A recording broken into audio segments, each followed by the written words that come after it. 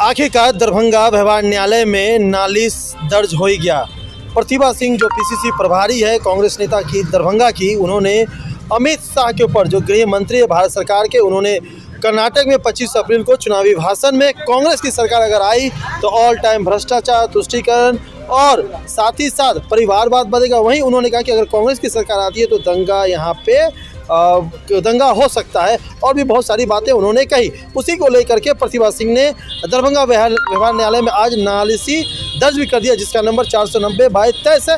आइए सुनते हैं प्रेस कॉन्फ्रेंस में प्रतिभा सिंह ने क्या क्या और उनके वकील ने नालिशी नंबर 490/23 में किस तरह की धाराएं लगी हुई है। अमित शाह ने जो कर्नाटक में बयान दिया था, भाषण दिया था, बयान नहीं भाषण दिया था, उसमें एक लाइन जो उन्होंने बोला था दंगा फैलेगा, जिस पर हमको आपत्ति थी।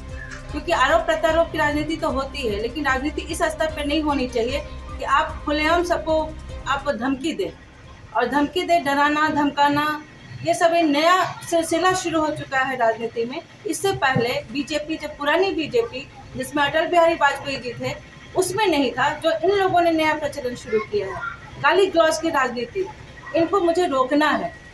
आज हमने कोशिश की है, कल हमारे जैसे 1000 लोग ऐसे होंगे जो बाहर आएंगे और इसको रोकने की कोशिश करेंगे ताकि हमारा देश सुरक्षित रहे। इसी के तहत इसी को मद्देनजर रखते हुए हमने उनके खिलाफ केस फाइल किया है यहाँ दरभंगा कोर्ट में। इससे पहले थाना में भी गई थी, लेकिन बहरी थाना में केस नहीं लिया। मैंने एक रजिस्टर्ड डाक से उनको भेज दिया है दरभंगा बड़ी अधीक्षक को, और आज हमने कोर्ट में फाइल किया। क्या आपत्ति क्या थी उस भाषण को कोट करना चाहेंगे? भाषण दंगा, जब कांग्रेस की सरकार आई तो तुष्टीवाद, परिवारवाद, भ्रष्टाचार पीक पे होगा और तो और दंगा, पूरा कर्नाटक दंगे की आग में झुलसेगा। ये उनका स्टेटमेंट था, जिसकी कि हम भर्त्सना करते हैं। मुझे ये कतई मंजूर नहीं है कि जो देश के उच्चतम कुर्सी पर बैठा हुआ है, गृह मंत्री, जो इस तरह का भाषण दे रहे हैं, जिनके हाथ में लॉ एंड ऑर्डर है, उस लॉ ऑर्डर को वो खुद ही खराब करना चाहते हैं। कहीं अगर दंगा होती है तो गृह मंत्री के जिम्मे बनता है कि वहाँ दंगा कैसे शांत हो, लेकिन वो वहाँ भड़काने का काम करते हैं, जो मुझे मंजूर नहीं है। और आई थिंक इस देश की किसी भी जनता को जो पीस चाहेगी उसको मंजूर नहीं होगा। उम्मीद है न्यायालय से? उम्मीद तो है न्यायालय से, क्योंकि जो सेक्शन उनमें लगा है 153, ये सब नॉर्मल सेक्शन है जो किसी के ऊपर भी इस तरह के काम के लिए लगता है, और उन पे भी वही लगा है। वो भी इसी देश के नागरिक हैं, तो ये धारा उन पे लागू होता है और होना भी चाहिए। किस सेक्शन के तहत आपने? धारा 153, 505(2), 506 आईपीसी का जो धारा है उसके तहत हमने केस दर्ज की है। क्योंकि एक धारा और उन पे लगता 153A, लेकिन उसके लिए मुझे परमिशन लेना पड़ता, क्योंकि वो गृह मंत्री हैं, तो उनके लिए मुझे ऊपर से परमिशन लेना पड़ता इसको करने के लिए। तो मैंने उस धारा को हटा दिया है। हमने सिर्फ 53 और जो 505(2) और 506 के खिलाफ, धारा के खिलाफ डाल के उनके खिलाफ केस दर्ज। एक्सेप्ट हुआ आपका आवेदन? आज तो आवेदन एक्सेप्ट हो गया है। क्या उम्मीद है?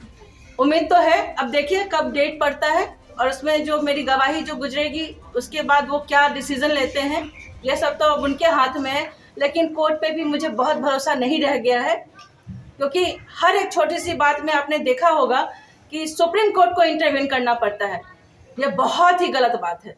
पुलिस ने FIR आपकी लॉ ने की, कुछ कहेंगे लॉ एंड ऑर्डर पे? सरकार तो आपकी है, आपके इसमें महागठबंधन की सरकार है, आप लोग की सहमति है उसमें? देखिए, कहने के लिए तो महागठबंधन की सरकार है, लेकिन हर जगह जहाँ भी लॉ एंड ऑर्डर की बात आती है वहाँ बीजेपी घुसी हुई ही है।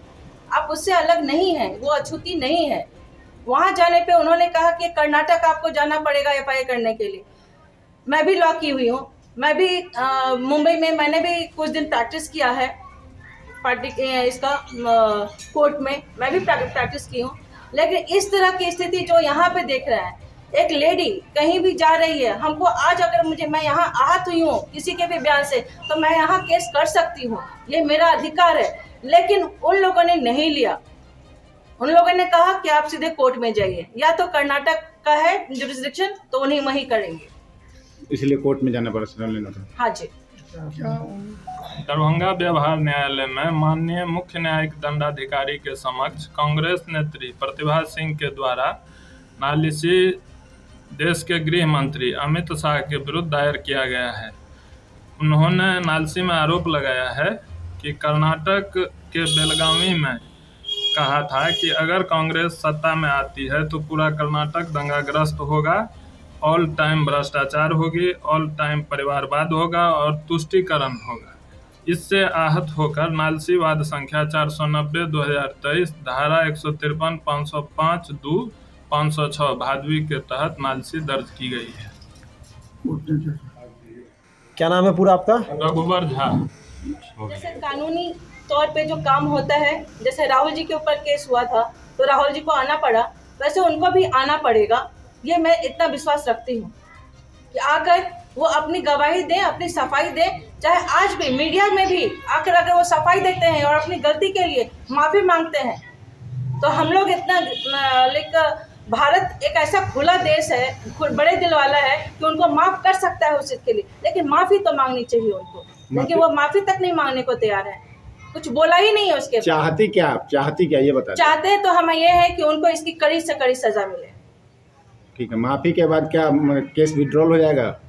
माफी के बाद वो किस तरह से आते हैं हमारे सामने, किस तरह से हमारे देश के सामने आते हैं, तो उनके लिए अगर वो माफी भी मांगते हैं तो वो सजा से कम नहीं होगी।